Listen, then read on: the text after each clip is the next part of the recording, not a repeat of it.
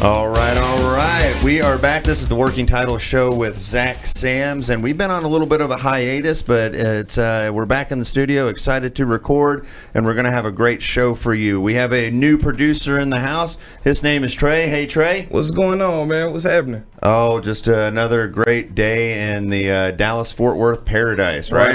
Right on. All right. Well, Zach is gone. Not this Zach, the other Zach, and Trey has taken his place. We're excited to have you here. Hey, excited to be here, man. Thank you. Absolutely. So this is the Working Title Show. What we do here is we talk about the great state of Texas, the real estate economy. It is the best still in the nation, and it is just steamrolling ahead. We're in 2019, and the second quarter is just really, really going, and so very exciting. And what happens in a great economy? Taxes, right? And so we're going to talk about taxes today, everybody's favorite subject. Well, it's my favorite subject when I'm not paying them. But we're going to talk a little bit about that, and I've got a great guest with us today. It is Brendan Lewis. He's the VP of Business Development for Kensington Vanguard National Title, and also Business Development for Kensington Vanguard 1031, KV 1031. Hey, Brendan, how are you? I'm doing well. How are you? I'm doing well, man. Thanks for being here today. Thanks for having me. Are you excited to talk about taxes? It's an important subject. It's one of those things we just can't really avoid unless... You do a 1031 exchange. That's exactly right. And that's what we're talking about today. We're talking about the exciting world of 1031 exchanges in real estate. And so, Brendan, it's funny. I was just having lunch with a developer, and this guy's a sophisticated developer, has done a lot of deals, and has a lot of active deals right now. And he told me he was bummed that he missed the 1031 class that you did a week or so ago at our offices because he wanted to learn more about it. And this is a guy that you would probably, if you had to guess, has a somewhat of a familiarity or an idea of what a 1031 really can accomplish or what it does. And in talking with him at lunch, I kind of gathered that, he had some misconceptions about it, or, obviously had not participated in one for whatever reason. And so do you find that to be kind of the case when you come across or talking about 1031, that it's not something that people really have a firm grasp on? Absolutely. I've worked with believe it or not, I've worked with a lot of CPAs, with attorneys and real estate attorneys, and they don't even grasp the concepts of it necessarily. Sometimes CPAs just never come across them unless they have a client who has participated in one. And so I would get calls from them all the time asking me questions about, how to actually effectively accomplish this. So it's not something that's like, I guess, out in the mainstream that people are having conversations about. Is that why people are not? Well, really, I think it ebbs and flows with the real estate market. Obviously now it's a hot topic. Everybody wants to know about it, even down to the residential brokers. That's what they're very much attracted to the classes that I've been doing, because you have appreciation, and when you have appreciation, then you have capital gains. So. Right. Okay, so that makes perfect sense. Economy's humming. People are making money. So when people are making money, the government wants their taste, right? So let's get basic and just, explain to our listeners kind of what is a 1031 tax deferred exchange.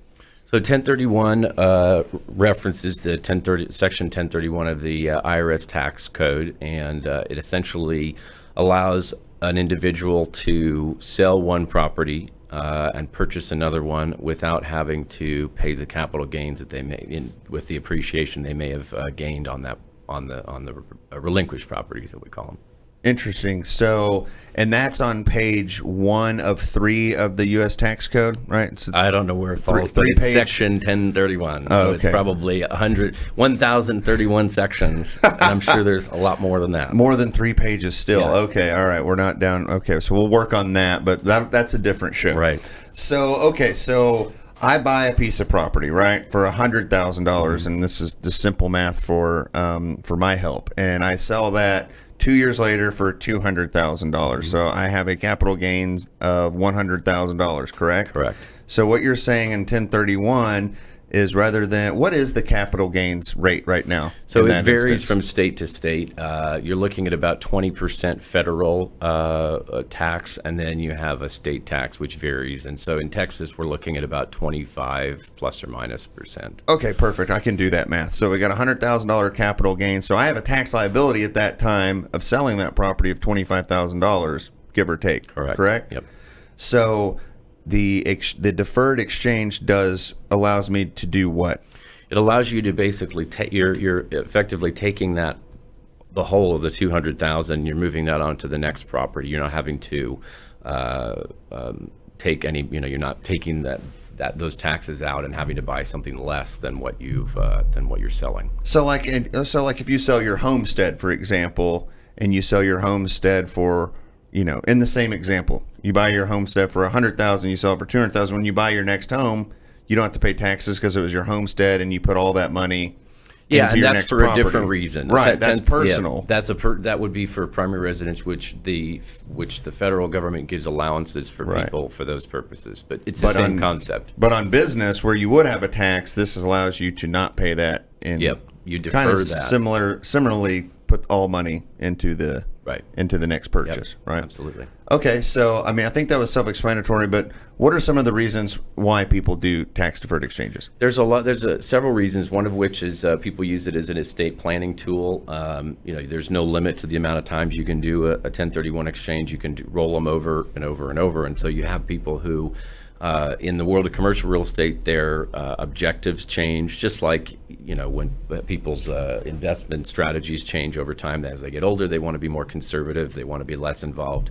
It's the same applies to commercial real estate investing. So it allows you to really prepare for estate planning and kind of keep that trajectory going in the direction you want. Also, you can it allows you to leverage. I mean, in your scenario, you would have lost that 25,000, and with a 1031 exchange, that's just 25,000 more you can put into something else, and you can maybe buy up and buy something for 300,000 or 400,000, and get a loan for the remainder. And then, of course, you have people that want to diversify. So either they want to maybe they have raw land, which is not income producing, and they want to move into something that is, so that gives them that option. Interesting. Okay, well, that makes really good sense. So, I mean, one of the biggest things I got out of there, allows you to keep your equity in the next real estate transaction versus giving a portion of that to Uncle Sam, right? Exactly. Awesome. Okay, so are there any rules around this? Like, I mean, how does it work? What's the process, and is it complicated? It's not particularly complicated. I think the biggest, the first step would be finding out what your exposure would be if you're considering selling an investment property. And this doesn't just apply to commercial real estate. This could be somebody individual owns a duplex or a single family home or a condo that they rent, or it could be land. As long as you don't live there, it pretty much applies to anything. But it's pretty simple. You would want to get in touch with a qualified intermediary, which would be example would be us, KV 1031. Sure. Well, let me ask you this. So, when does somebody decide they're going to do a 1031? Is this something people are planning ahead for? Is it on a whim? Like, how does that work? There's a lot of folks who obviously could take advantage of it that don't know about it, and so they just think this is inevitable. We're going to pay taxes, so they write the check. Right. But if they're savvy, or if they have some folks around them, advisors that are savvy, maybe they're going to suggest looking into it. Maybe their agent's going to suggest it, and so you would want to look at, like I said, you want to look at that when you were, if you think your sale price is going to be, $100,000 or $200,000, and you've purchased it for $100,000, you would, want to start considering maybe a 1031 exchange. Right. At that point. So. Okay. So, all right. So I've in that same example, right? We've got $100,000 gain. There's a $25,000 technical tax liability out there. So I decide I want to do a 1031, right? And in order to decide that, something has to happen on the other side, right? I've got to buy more property. Correct. You can't defer without buying more property, right? So that's the rule. So, okay, I decide I want to do that. What's the next step? Well, and it's also important to note that you can't do it on your own. I used to get calls from a lot of folks who would say, I just sold my property, I want to do a 1031 exchange, and if you've already sold the property, it's too late. So you would want to get in touch with the exchange company prior to that close. Okay, so that's kind of an important little tidbit there. Yep. You don't sell the property and then do a 1031 Correct. exchange. You need to be preparing for this while you're in the process of selling. Is that what you're saying? Correct. Yeah. Okay. And you also said you can't do it yourself. So does that mean like I can't watch a YouTube video and then I No. can 1031 myself? Well, the industry is totally unregulated. It's probably one of the only industries left that it is not governed by any kind of body. You absolutely can't do it on your own. You have to enlist the help of what's called a QI, or qualified intermediary, to facilitate that transaction. So what they're going to do is that when you get a contract on your property you're selling, that would be turned over to the exchange company. You'd sort of have an idea of what the proceeds are going to be at that point, and then that kind of starts the ball rolling, and then an exchange agreement is put together, and then there's some time restraints too. Time restraints. Time Okay. constraints, rather. Let's take a break there, and we'll come back and we'll talk about the second process in this. This is the Working Title Show with Zach Sams, and my guest is Brendan Lewis, Vice President of Business Development with Kensington Vanguard 1031. We'll be right back.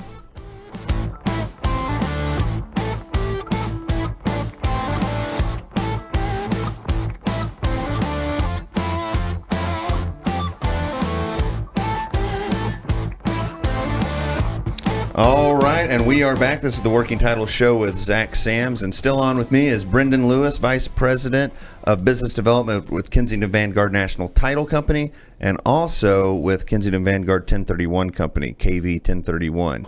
So, Brendan, we were talking about kind of the steps that go through at 1031 exchange, and just to kind of summarize. A 1031, that helps us defer taxes on a capital gains in real estate, right? Exactly. And in order to do that, we have to know that we're going to do that and contact a QI, which you said was a qualified intermediary, which KV 1031 is a qualified intermediary, correct? Correct. All right, and so we're selling this property. We're under contract. We've called KV 1031. And what do we give them when so we're doing this? What do they want from us? Yeah, typically the exchange company would want a copy of they would like the contract, and then title commitment is going to come through via the escrow officer, who's going to do the closing on the first transaction, and that's pretty much it. And then the ball kind of starts rolling, and they put together an exchange agreement and wait to receipt the funds. So what does an exchange agreement actually say or do when you say they put together that? It can vary, but really what it is it's essentially just setting a precedent that if in the event that you were to be audited, this is what occurred.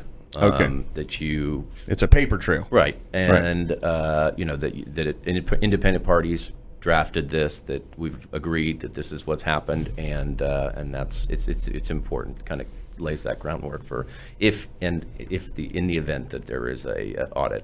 Okay, so basically that's just part of your due diligence for your balance sheet, basically. Yeah, and you would want to have an agreement with a company you're sending your proceeds of your property with, to anyway. Right, so it protects you as the exchange, as the seller, and then we're the exchanger, and it also protects, I guess, the intermediary. Correct. Right. All right. Okay. Interesting. Okay. So we've got our exchange agreement in place, and I guess we're coming around to the closing date. So what does the closing day look like? It's just a standard close. I mean, the buyer's obviously going to fund however they're going to fund, and at that point, the proceeds would go from the title company to the exchange company. Right. So that's kind of key, right? Because I know in our conversations in the past that if the proceeds had gone into the seller's bank account and not to the intermediary, I mean, game over, right? There's exactly. no exchange can happen at that point. Yeah, I used to get that question quite frequently, and people would have already closed and the money was in the bank, and they'd call me and say they wanted to do an exchange. And unfortunately, at that point, it's too late, because the IRS does say if you take constructive receipt of the funds, you're no longer able to do an exchange. So okay, so that's kind of like a big rule number 2. Rule number 1 is you have to use a QI, a qualified intermediary.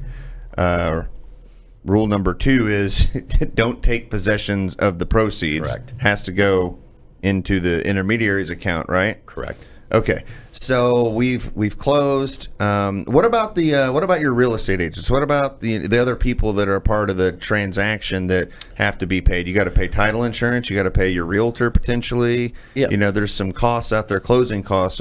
Is it okay to pay those?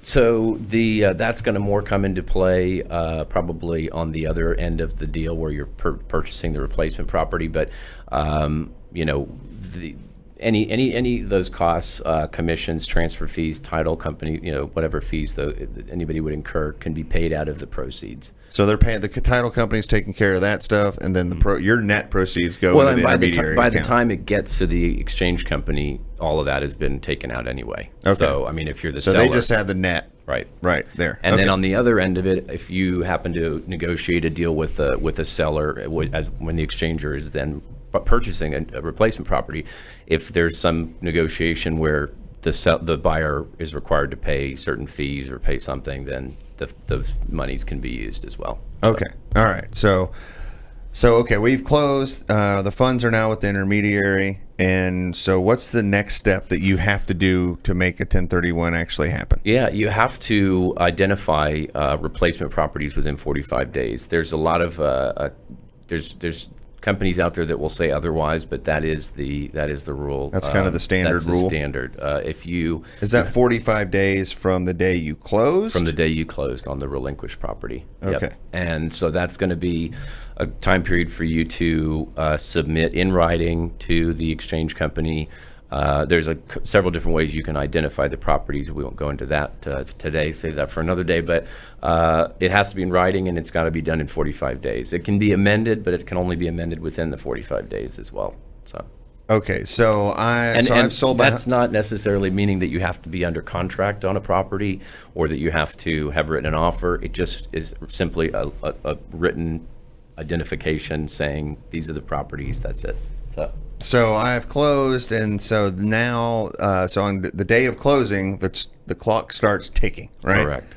You got 45 days to, in writing, tell the exchange company these are the properties I might buy. Exactly. Okay. All right. So you make that known, and then what's next? So the entirety of the exchange occurs in 180 days. It has to complete within 180 days, and that's inclusive. The 45 days is part of that. So the idea is that the individual is going to close on one of those properties that they've identified, one or more, and then the same thing happens on the other end. It's a purchase of the replacement property, and we would receive a contract and title commitment, and so at that point, it's a pretty standard deal. You said I'm buying this property. Yep. And the money in the intermediary account is what, transferred into the escrow accounts for the purchase of that absolutely. property? It can be used, and we can provide proof of funds. That's obviously not an issue. And like I said, any of those fees that might have to be paid can be paid out of those monies. So. Very nice. Okay, so for the purposes of, and I think it's important to note the purposes of, for the exchange company, the terms are a little bit different, but for everybody else involved, the buyer, the seller, the agents, it's all the same. It's basically just a standard real estate transaction. The only thing is that it is required by law to notify all parties on both ends of both the relinquished property as well as the replacement property. Everybody has to be notified that an exchange is happening. So. And why is that? Why would, if you're buying my house and I'm going to 1031 the capital gains, like, why do you care that I'm exchanging? What's the purpose of that? I would imagine, I don't exactly know for sure, but I would imagine it's probably just it's a disclosure. It's just a disclosure. I mean, it's really just to kind of put all the cards on the table and say, this is what's happening. This is who has my money, especially when you're on the purchase side of it, and so yeah. Right. Some people, it's going to be, that might be a determining factor of whether or not somebody's going to accept an offer or not. So right. Okay. So it's just for transparency more than anything. Absolutely, yeah. Okay. So, well, let me ask you this. So this is, it sounds like it could be an interesting strategy for those involved in the real estate business. So how does somebody in real estate take advantage of 1031? I mean, the best way to take advantage of it is really for those that focus on buy and hold type of strategy. Doesn't really apply for people who are dealers or flipping homes. But really, it's for So why is that? Why would somebody who flips home versus somebody who buys homes and like rents them for a long period of time? Why does it apply in one way and not the other? one of the biggest reasons is that because people who buy homes to flip, hopefully if they're doing a good job, don't own it they would hopefully own it less than a year, and at that point you wouldn't owe capital gains. You would be taxed ordinary income. So Okay, that's so- one reason why if for some reason it went over a year, then you could potentially have capital gains there, and then that you could do an exchange. But Right, typically any flipper a worth their residential salt, flipper yeah. is moving quicker than that. Right. Yeah. Right. Okay. All right. Well, that makes good sense. So it's better for people that are holding property for a longer period of time. Right. Yeah. And traditionally, it's been really utilized in commercial, but I think it's been underutilized in residential. But because we've seen the kind of appreciation that we have, especially here in North Texas and other places in the state, it's being used a lot more, commonly in residential transactions. Absolutely. Okay. Well, that's really interesting. So, let's take a quick break. When we get back, let's get maybe a little more. Let's get a little more into the what ifs and those type of scenarios, and kind of sum up, the other different. I think there's some different types of exchanges out there. That's maybe correct. we'll touch on a couple of those, and we'll finish up there. Thanks, Brendan.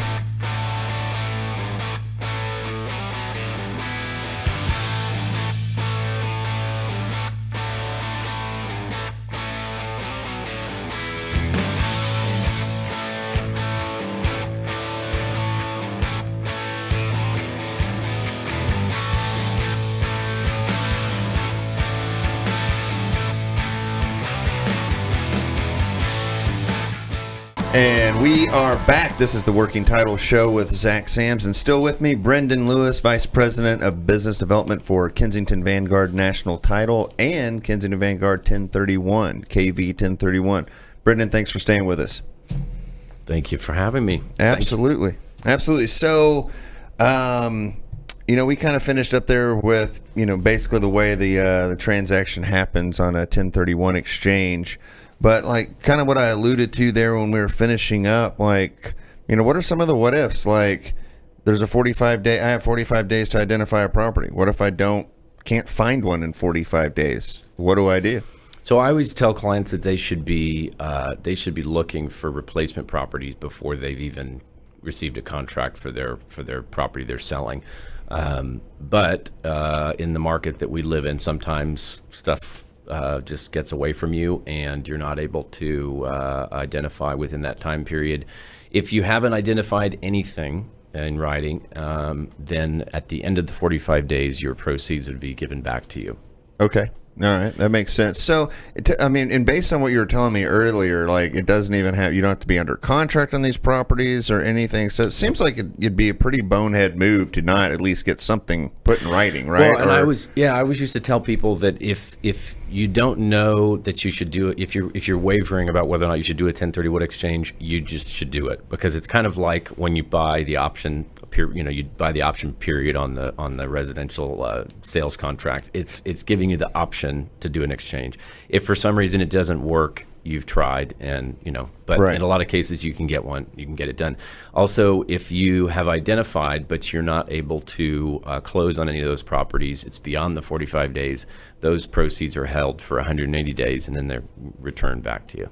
Well, what if you weren't finding a property and you just wanted to put something in writing just to keep the thing going? I mean, can you just write down an address, and is that good enough? Or, well, you could, but you'd have to close on it. Well, right, but then you said you could change the address out, right? You can change them, but only within the 45-day period. Okay, so so if I've identified one on day 38, Mm-hmm. right? And then let's say on day 50, I've decided I don't want that property. I want another one. Too late? Too late. Can't do it. Okay. So by the 45th day, the actual property that you are going to purchase has to be in there. Absolutely. Okay. All right. That makes sense. And typically you're going to see people identifying 3 properties. There's other ways to identify, but when it comes to the most common, it would be what they call the 3 property rule. Okay, so you put down 3 properties on day 30. On day 40, you could say, hey, I'm taking this one out and I'm putting this one in. But day 45, it's Done. locked. Locked You're in. out. Okay. All right. So we got we got inside the 45-day window, but what if on day 179 we're supposed to close tomorrow and somebody's plane, can't take off and get to town, for the closing or whatever. Like, I'm sure those kinds of things have happened. Like, what happens? Yeah. Then if it cannot close before 180 days, you can't do an exchange. So there's no like, hey, like there's a blizzard, like act of God can't even stop the 180-day clock. An act of God cannot stop the IRS. Okay, right on. Okay, so that's clear, right? 45 Very and 180, clear. get it done or you're out. So maybe schedule the closing with a couple days, Yeah, ahead of time. You don't want to cut it too close. Yeah. Right. Okay. Especially if you're talking about a big capital gain, that Right. could be Significant. substantial. Yeah. Okay. Well, that's good to know. So, I know there's other types of exchanges. So what are those types? And we've been talking about a very basic exchange. Is that just a standard 1031, or is there actually a nomenclature that goes along with what we've been talking about? It's called a deferred exchange, or some people call them forward exchanges. There's different terms, but it's just basic. It's just a basic 1031 exchange, and there are a couple of other ones. One of them is what's called a reverse exchange, and what that does is it allows somebody to, typically individuals who, again, it's also very useful in this market when stuff can slip through your fingers pretty quickly, buy the replacement property and then sell their other property that they would like to relinquish. Okay. So So you see something, hey man, it's a hot market, right? Mm-hmm. You see something you want to buy, and your ducks aren't in a row in order to sell another property. But you have the means to buy it. Correct. Now you're going to sell the other property. There's going to be a capital gains on that, and you're able to defer that by what? So what do you do in that instance? In that Like, situation, how do you get the money in? If we're using the $200,000 sale that you were referring to, you would go and purchase this property for $200,000. Most situations, people are paying cash. It's very rare that they're going to get a loan. There's a couple of different reasons, but if they can find a lender that will do it, they certainly So there's can. typically not mortgages involved on reverse exchanges. No, because when you do a reverse exchange, the qualified intermediary actually has to go on title with the exchanger, and a lot of lenders are opposed to that. Not everybody, but some. So I'm sure there's always ways to, there's money out there, so there's always ways to around it. But so they would purchase the property for $200,000, and then you don't have to identify because you've already identified because you've already purchased it. From the day that property closes, you have 180 days to sell another property. Okay, so you don't have to identify it, like you just go buy it, but then on the day of closing of the purchase, you have an intermediary agreement that starts and goes 180 days to sell the other property. Correct. Okay. All right. And you're gonna identify the property that you're gonna sell, but it's not gonna be, identification as like we have in the other one with the 45-day rule. And yeah. Right. That doesn't seem too far-fetched. It seems like that might be something that we see. It's very commonly used because like I said, where you were saying in a hot market, it definitely can be that's just one of the things we experience. We can lose out on deals if we don't move quick. So, right. Yeah. If we're waiting to sell a property, Yep. we might lose both. Yep. Yeah. Okay. Well, that's good. Any other types of 1031? There's another one called an improvement exchange. So with that same example you gave, if you were to go in, it's just like a typical standard 1031 exchange, the 45-day identification, and then the 180 days to close. But in this situation, you are able to use a portion of the proceeds for improvements on the property. So if you sold your property for $200,000 and then you went and purchased a warehouse for $150,000, but you knew it needed $40,000 to $50,000 in, that was deferred maintenance or something, or you wanted to update the HVAC or something like that, you can go ahead and do that with the remainder of the proceeds, and that's allowable.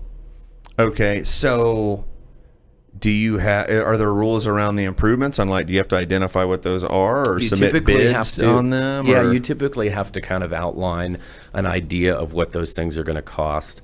And then really, I mean, it's going to be up to you to keep those receipts, just like you would keep receipts on a property that you've done, improvements on.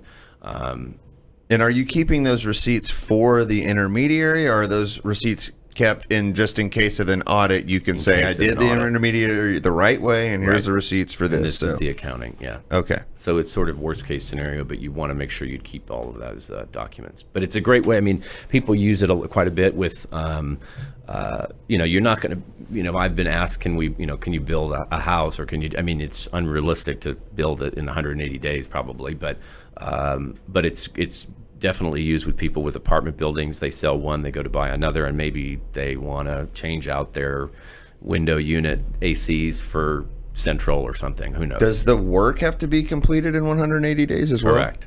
Wow. That's Okay. why you got to keep it. It's a tough one. Yep. So you got to close quick enough in order to take possession to have the work done.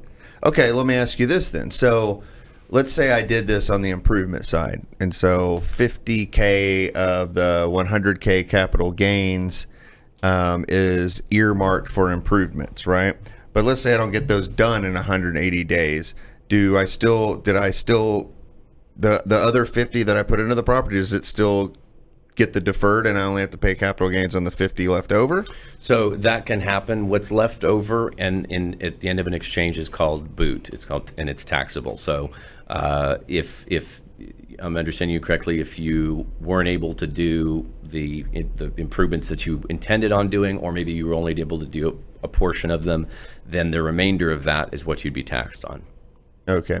So now I'm just going off on a tangent here, but all right. So who is enforcing this 180 days, especially on the improvement side? So we've already closed. We've closed within 180 days, but there's this, and let's say we got 30 days remainder to do the improvements. Let's say I finish it on day 31. I mean, is the IRS sending like undercover agents, on a stakeout to watch what day it is? Or is this happening only in the situation of an audit where they're like, oh, receipt says one day after 180, you owe us taxes? Is that how that works? That's how, That's pretty much, I mean, of course you can fudge anything you want and try nobody's condoning fudging on this show at all. We would never do that, but just curious. People can do whatever they want to do, but, at the end of the day, those are the rules that you'd have to adhere to. And the exchange company, if they're any good, they would want you to adhere to those rules. So a good exchange company is going to be diligent in some of these things for their own records, I would assume. Absolutely. Yeah. I mean, in the event of an audit, the exchange company isn't who's responsible. It's the exchanger. So they're really you want to make sure that you're choosing a company that is going to stay on top of those timelines and make sure that everything is in order for for a successful exchange or an allowable exchange. Sure. Now, is the intermediary, are they sending any paperwork to the IRS, based on the exchanges they did throughout the year? No, there's no paperwork that's sent off to the IRS from the exchange companies. So it's just your 1099 from the closing of said property that shows your capital gain, basically, that if you didn't do a 1031, you would owe capital gains taxes on, or if you did, you wouldn't pay those taxes, and you'd have your paperwork in line in case that you were audited to show that you were good on your taxes, right? Absolutely. Yep. All right. Wow, I never knew taxes would be so fun to talk about. Well, Brendan, I can't tell you how much we appreciate you coming on the show, talking to us about KV 1031. Or 1031 in general. KV 1031 is just a qualified intermediary, and we are happy to take your business on that or answer any questions. So, Brendan, why don't you tell everyone how to get a hold of you if they had any questions after hearing this? Yeah, absolutely. Thanks for having me on the show. Of course. You can go to kv1031.com for more information, and if you'd like to contact me directly, you can email me at blewis@kv1031.com. And that's Kilo Victor 1031.com. That's correct. Awesome, Brendan. Thanks so much. Look forward to having you on again. Thank you. You got it. This has been the Working Title Show with Zach Sams. We'll see you next time.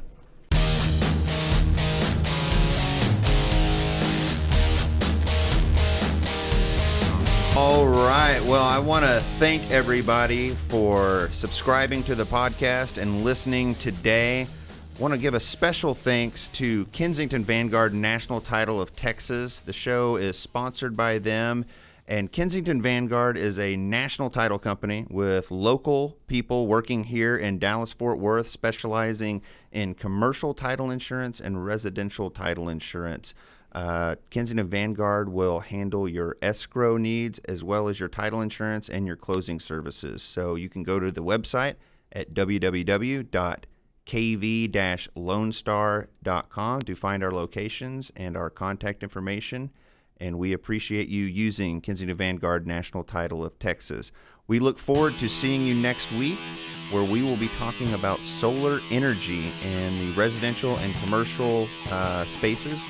And we are really excited to hear about that. Something I wanted to know about, so I'm really excited to hear more about how that works. So we'll catch you next time on Working Title with Zach Sams. Thank you.